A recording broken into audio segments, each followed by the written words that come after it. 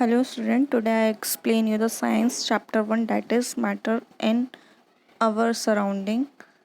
इस चैप्टर में कुछ टॉपिक डिस्कस करेंगे. इसमें कंटेंट है matter, characteristics of matter, material types, molecule, physical classification that is solid liquid gas.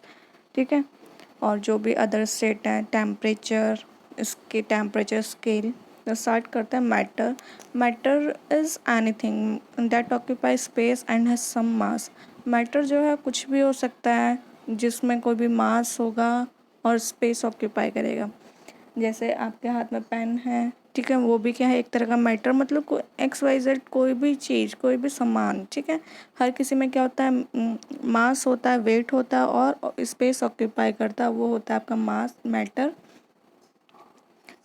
According to Indian ancient philosopher, matter को जो पहले जो हमारे इंडियन फिलोसफर थे पहले, ठीक है, उन्होंने मैटर को जो डिफ़ाइन करा था, उन्होंने बताया था कि जो मैटर है वो किससे मिलके बना हुआ है. आपके पंच तत्व. पंच तत्व 5 बेसिक एलिमेंट्स है. पंच मतलब 5. तो जो है आपके air, water, earth, fire and sky. जैसे आपने अगर हम देखें अपने हमारी बॉडी को भी किसका, पंच तत्व का माना जाता है. ठीक है. तो ये इंडियन फिलोसफर के अकॉर्डिंग मैटर को डिफाइन करा गया था. मैटर के करेक्टरिस्टिक्स, क्या खासियत होती है इसमें, क्या है मैटर में कि made up of tiny particles. किससे, छोटे छोटे पार्टिकल्स से मिलके बने होते हैं, जैसे हम एटम बोलते हैं. और इन पार्टिकल्स के बीच, टेनी पार्टिकल्स के बीच में वैकेंट स्पेस, खाली स्पेस होता है. और जो ये पार्टिकल्स होते हैं आपके कंटिन्यूस इन मोशन, ये कंटिन्यूसली मूव करते रहते हैं. और इनके बीच में कोई भी, अब ऐसा तो है नहीं कि मैटर है तो उसके अंदर सिर्फ एक ही पार्टिकल्स होगा, काफ़ी सारे पार्टिकल्स होते हैं. तो जितने पार्टिकल्स हैं उनमें आपस में फोर्स ऑफ अट्रैक्शन, उनके बीच में आपस में एक फोर्स ऑफ अट्रैक्शन होता है. इसके करेक्टरिस्टिक्स. फिर मटेरियल. मैटर तो आपने पढ़ लिया. अब है मटेरियल. मटेरियल होता है जो भी किसी पर्टिकुलर टाइप ऑफ मैटर को डिस्क्राइब करता है. जैसे चेयर की अगर हम बात करें, प्लास्टिक चेयर है, ठीक है, डैट इज़ मैटर कि वो स्पेस ऑक्यूपाई कर रहे हो, मास कर रहे, लेकिन वो किस चीज़ से बनी हुई है, सिर्फ प्लास्टिक से. एक पर्टिकुलर मटेरियल है.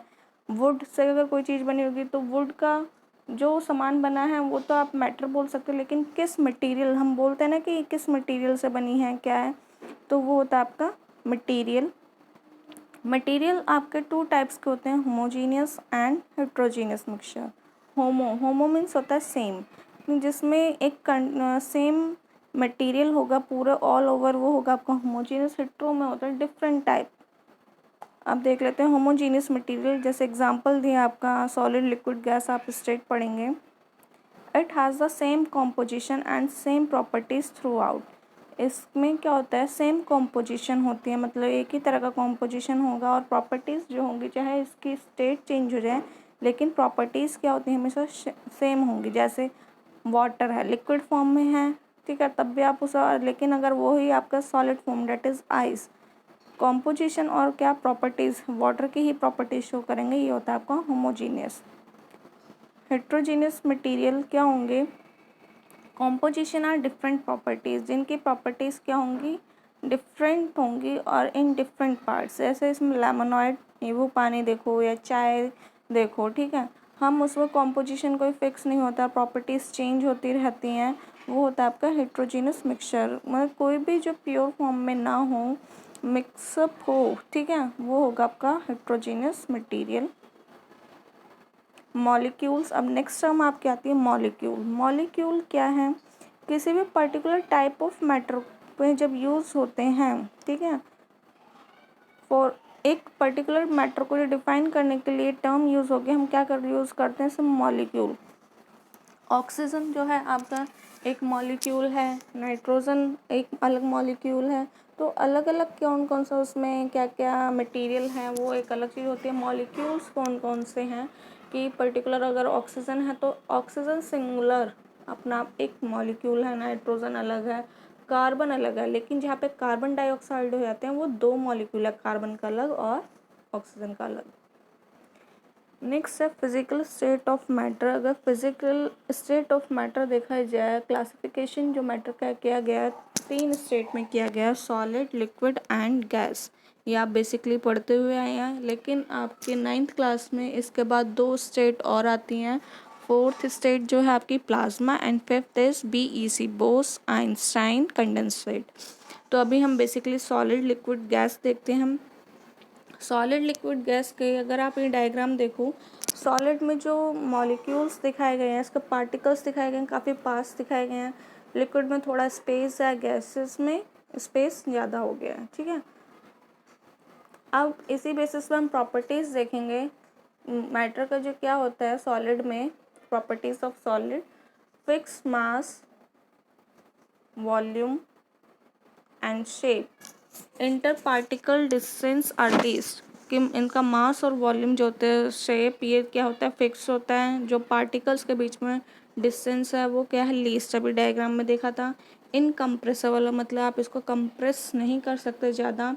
High density and do not diffuse, इसकी डेंसिटी काफ़ी ज़्यादा हाई होती है। डिफ्यूज़ मतलब एक जगह से दूसरी जगह मूव नहीं कर सकते। जैसे गैस है, स्मेल है, कोई भी आपको खाना घर में बन रहा है, ठीक है, तो उसकी स्मेल आपको दूसरे रूम में भी स्मेल आ जाएगी कि हाँ आज ये खाना बन रहा है, क्योंकि वो पार्टिकल डिफ्यूज़ कर रहे हैं। लेकिन सॉलिड स्टेट के पार्टिकल्स जो होते हैं वो डिफ्यूज़ नहीं करते हैं, मूव नहीं करते हैं। Inter particle force of attraction are strongest. जो इसका पार्टिकल्स क्या अभी हमने पढ़ा कि काफ़ी डिस्टेंसेस में लीस्ट है, कम है, तो फोर्स जितना डिस्टेंस पास होगा तो इनमें फोर्स ऑफ अट्रैक्शन भी क्या होगा, ज़्यादा होगा। Constituent particles are very closely packed. और जो इसके पार्टिकल्स क्या पढ़ा कि बहुत पास पास लीस्ट है, तो ये आपस में काफ़ी टाइटली पैक्ड होते हैं। नेक्स्ट आता है आपके properties of liquid state. Liquid state, अगर पानी अगर आपके ग्लास से नीचे गिर जाए तो वो मूव कर जाएगा या फिर वो ऐसा का ऐसे ही रहेगा, मूव करेगा। तो क्या बोल सकते हैं, इसकी कोई फिक्स शेप नहीं होती है। आप बाउल में डालेंगे तो बाउल की शेप ले लेगा, ग्लास में डालेंगे ग्लास की शेप ले लेगा। लेकिन इसका वॉल्यूम फिक्स होता है, मतलब ग्लास की एक लिमिट है कि आप उसमें कितना अमाउंट ऑफ वाटर डाल सकते हो, बाउल में कितना डाल सकते हो। और मास भी उसी पर आपका डिपेंड करता है। मतलब वॉल्यूम और मास तो फिक्स रहते हैं, लेकिन शेप इसके फिक्स्ड नहीं रहती है। Inter particle distance are larger than solid. Solid से अगर कंपेयर करें तो इसका पार्टिकल्स का डिस्टेंस क्या होता है, ज़्यादा होता है। ऑलमोस्ट इनकम्प्रेसिबल, ये भी क्या है, आप इनको ज़्यादा कंप्रेस नहीं कर सकते हैं। डेंसिटी लो होती है। एंड कैन डिफ्यूज़, और ये डिफ्यूज़ भी करते हैं, मूव करते हैं पार्टिकल। जैसे इवापोरेशन का प्रोसेस होता है, क्या होता है कि वाटर वेपर में कन्वर्ट होकर वो डिफ्यूज़ ही तो कर मूव करेगा। Inter particle force of attraction क्या, इनमें स्पेस ज़्यादा है तो फोर्स ऑफ अट्रैक्शन कम है। Constituent particles are less closely packed, इनके बीच में स्पेस ज़्यादा होने की वजह से क्या है, ये पार्टिकल्स क्लोजली पैक्ड होते हैं। नेक्स्ट आता है आपके properties of gaseous state. First, neither fix shape nor fix volume. Gas की कोई ना ही फिक्स शेप होती है, ना ही कोई fix volume. Inter particle distance are largest, particles के बीच का जो डिस्टेंस होता है ज़्यादा होता है। हाईली कंप्रेसिबल, कि आप इसको कंप्रेस कर सकते हैं, मतलब काफ़ी दबाव बना सकते हैं, प्रेशराइज काफ़ी ज़्यादा कर सकते हैं। डेंसिटी क्या होती है, लीस्ट होती है। और डिफ्यूज़, डिफ्यूज़ मतलब मूवेबल है ईजिली, कि एक जगह से दूसरी जगह ये बहुत जल्दी मूव करते, डिफ्यूज़ करते, ट्रैवल करती है। Inter particle forces of attraction are weaker, इनके बीच में फोर्स ऑफ अट्रैक्शन जो है, पार्टिकल्स दूर दूर होने की वजह से फोर्स ऑफ अट्रैक्शन क्या होगा, कम होगा। Constituent particles are free to move, और ये जो पार्टिकल्स जो है स्पेस ज़्यादा होने की वजह से मूव ज़्यादा करते हैं। अगर आप इसका सम अप देखें कि पूरे में डिफरेंस सॉलिड, लिक्विड, गैस में मास देखें तो सॉलिड लिक्विड का डेफिनेट और गैस का भी डेफिनेट है। शेप जो है सॉलिड की डेफिनेट होती है, लेकिन लिक्विड की जिस भी कंटेनर में आप डालोगे उसी के एक्वायर कर लेगा, ऐसे ही गैस। वॉल्यूम सॉलिड और लिक्विड में डेफिनेट होता है और गैसियस में इनडेफिनेट। कंप्रेसिबल नॉट पॉसिबल, मतलब आप उस पर ज़्यादा दबाव नहीं बना सकते। लिक्विड का नेग्लिजिबल, मतलब बिल्कुल भी नहीं है। गैसेस का हाईली कंप्रेसिबल, उसको आप हाईली कंप्रेस कर सकते हो। एग्जांपल देखें जैसे आपका LPG, आपके घर में जो गैस आती है लिक्विड पेट्रोलियम गैस, वो किस में कन्वर्ट होगी, लिक्विड में। कैसे, कंप्रेस करके, जब हाई प्रेशर पर उसको कंप्रेस करा गया है तो गैस किस में कन्वर्ट होगी, लिक्विड में। रिजिडिटी मतलब उसकी रफनेस हाई होती है सॉलिड में, लेस वाटर में, और गैसेस में बिल्कुल नहीं होती। डिफ्यूजन सॉलिड का बहुत स्लो है, लिक्विड का फास्ट होगा, और गैस का उससे भी ज़्यादा। पार्टिकल्स के स्पेस क्या है, मोस्ट क्लोजली पैक्ड हैं, वाटर लिक्विड में लेस क्लोजली पैक्ड, और गैस में least closely packed. Inter particle force जो है इन सॉलिड में स्ट्रॉन्गेस्ट है, लिक्विड में सॉलिड से कम होता है, और गैस में बिल्कुल नहीं। अब फोर्थ स्टेट जो आती है आपकी, डेट इज प्लाज्मा। प्लाज्मा क्या है आपकी, एक आयनाइज गैस है। आयनाइज गैस मतलब अगर कोई भी गैस पास होती है तो वो आयंस में ब्रेक डाउन हो जाती है, एच पॉजिटिव एंड मतलब उसमें आयंस आ जाएंगे, पॉजिटिव और नेगेटिव। तो जो ये इस तरह के प्लाज्मा हैं, पार्टिकल्स जो होते हैं उसके काफ़ी एनर्जेटिक होते हैं और एक्साइटेड होते हैं, काफ़ी सुपर एक्साइटेड में, एनर्जी ज़्यादा होकर ज़्यादा मूव करते हैं। आपके घर में जो ट्यूबलाइट है, CFL है, ये इन सब में के अंदर क्या होती है, गैस प्रेजेंट होती है। वो गैस होती है आपकी आयनाइज गैस, जिसकी वजह से वो ग्लो करती है। अब जो ग्लो करने का कलर डिपेंड करता है टाइप ऑफ गैस पे। जैसे एग्जांपल मैंने बताया हुआ, नियॉन गैस जो एमिट करती है रेड ग्लो, मतलब उसमें से रेड कलर ग्लो करता है, ऑर्गन येलो, ग्रीन, ये सब लाइट एमिट्स करती हैं। एग्जाम्पल देखो बताए गए हैं, सन भी एक तरह का प्लाज्मा का ही एग्जाम्पल है, CFL। नेक्स्ट फिफ्थ स्टेट है आपकी BEC में, Bose Einstein condensate. It is obtained on supercooling the gas at almost absolute Kelvin zero temperature। जो BEC है आपकी, वो बिल्कुल ज़ीरो टेम्परेचर, बहुत ठंडे उस पर क्रिएट होती है ये वाली स्टेट। और प्लाज्मा में क्या होता है, हाई टेम्परेचर रहता है। दोनों में एक यही डिफरेंस है। अब टेम्परेचर की अगर बात करें, व्हाट इज टेम्परेचर। टेम्परेचर क्या है, एक डिग्री है जिससे आप मेज़र करते हैं हॉटनेस और कोल्डनेस ऑफ अ बॉडी की, कि कोई भी ऑब्जेक्ट है, बॉडी कितनी ठंडी है, क्या गर्म है, जिससे हम करते हैं, वो होता है आपका टेम्परेचर। इसका जो it is measured with the help of thermometer. Thermometer से जनरली मेज़र किया जाता है। और इसकी एक अलग डेफिनेशन आप ये भी बोल सकते हैं, the temperature measure the extent of motion of atoms. कि टेम्परेचर क्या है कि जो भी एटम्स हैं, पार्टिकल्स हैं, किसी भी ऑब्जेक्ट के कितने मूवेबल हैं या उनमें कितना मोशन हो रहा है, वो होगा आपका टेम्परेचर। इसमें देखिए आपके दो स्केल दिखा रखे हैं, सेंटीग्रेड और केल्विन। 100 डिग्री सेल्सियस पे क्या, बॉइलिंग पॉइंट को केल्विन स्केल में कितना, 373 केल्विन। 0 डिग्री सेल्सियस होता है आपका फ्रीजिंग पॉइंट, सबको पता है, और इसको केल्विन में देखेंगे आप 273 किसके बराबर, मतलब 0 डिग्री के। अब जैसे ही यहाँ पे नीचे देखोगे आप 273 है, और यहाँ पे क्या होगा, 0 केल्विन, मतलब दोनों टेम्परेचर एक दूसरे को 0 पे ला रहे हैं, तो ये होता है आपका एब्सोल्यूट 0। ये वही चीज़ जो अभी बताई थी, सेल्सियस स्केल और केल्विन स्केल होते हैं। सेल्सियस स्केल को रिप्रेजेंट करते हैं डिग्री सेल्सियस, केल्विन स्केल को के से डिनोट किया जाता है। बॉइलिंग पॉइंट ऑफ वाटर अगर आप डिग्री सेल्सियस में देखेंगे तो 100 डिग्री सेल्सियस, केल्विन में 373। Freezing point of water 0 degree Celsius होता है आपका डिग्री सेल्सियस में, और 273 केल्विन टेम्परेचर।